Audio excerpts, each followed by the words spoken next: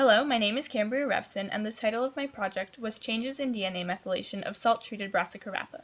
In my experiment, I found that salt affected plants' genetic stress response. After adding salt treatments to Brassica rapa plants and extracting DNA, I found that methylation had increased in response to salt on a specific gene coding for stress resistance, which suggested that expression of that gene had also increased. My project related to the wider problem of crop failure in agriculture. 7% of agricultural land around the world that could be used for farming cannot be farmed because the salt concentration in the soil is too high to support crop growth. Also, $27.3 billion is spent by governments annually in unsuccessful attempts to save these crops. This causes a decrease in the production of food and materials that humans depend on for survival. There are several possible solutions to this problem, but the one I argued for in my project is the modification of the epigenetic responses of crops themselves to make them more resistant to salinity. What are epigenetic responses? Epigenetics involves the changing molecular patterns on an organism's genes. The response I focused on is the most common type, DNA methylation, which is when methyl molecules of one carbon atom and 3 hydrogen atoms either increase or decrease on a specific gene. If there are many methyl groups on the promoter region of a gene, the gene will be more expressed, and if there are fewer groups, the gene will be less expressed. This occurs in response to environmental factors, such as climate and food, so it helps an organism adapt to these changing factors by adjusting levels of gene expression. The thesis of my experiment was sodium chloride applied to Brassica rapa plant groups will increase methylation on the gene BRERF4, promoting its expression and thus resulting in heightened stress response in the plants to salinity. The gene of interest in Brassica rapa that I looked at, BRERF4, codes for stress and salt resistance in the plant. I had a few steps to my objective. Overall, I wanted to test the effect of the salt treatments applied to my plants on 3 different factors: the plant's phenotype, the DNA methylation of the gene BRERF4, and the expression of this gene. I began my experiment by planting 4 groups of Brassica rapa and watering them each with a different concentration of salt water with no salt, slight salt, moderate salt, and high salt concentrations. I then measured the height, width, and leaf count of the plants daily. Once they had matured, I analyzed these measurements using t-tests. The next part of my experiment was the DNA analysis, which I started by designing a primer for my gene.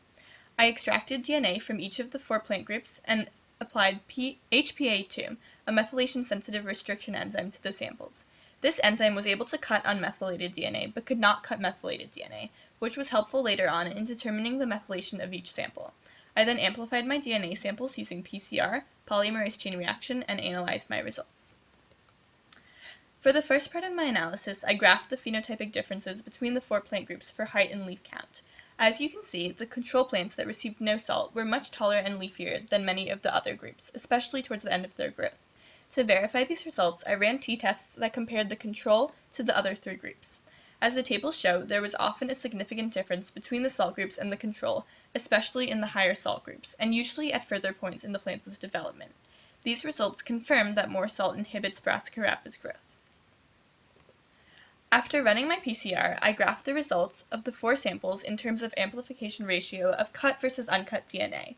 As shown, the rates of amplification of the slight and moderate salt concentration groups were much higher than the control group. I knew that PCR runs faster if the strands of DNA it amplifies are longer, so these results told me that the middle 2 groups had longer DNA strands than the control. Because I had applied a methylation-sensitive restriction enzyme to my samples, I knew that the slight and moderate salt concentration samples had more methylation than the control, because the enzyme had not cut them. These results did not appear in the strong salt concentration sample for unknown reasons, but possibly because the amount of salt had been so high that it interfered with the methylation response. I was then able to use these results to form conclusions about gene expression. Since methylation was high on the gene promoter region in the slight and moderate salt concentration samples, this meant that expression of BRERF4 had increased, causing the plants to better resist the stress. This made sense because the plants that received more salt would have had a need to adjust to the stress, whereas the plants that did not receive any salt would not have had to modify their gene expression for this particular response.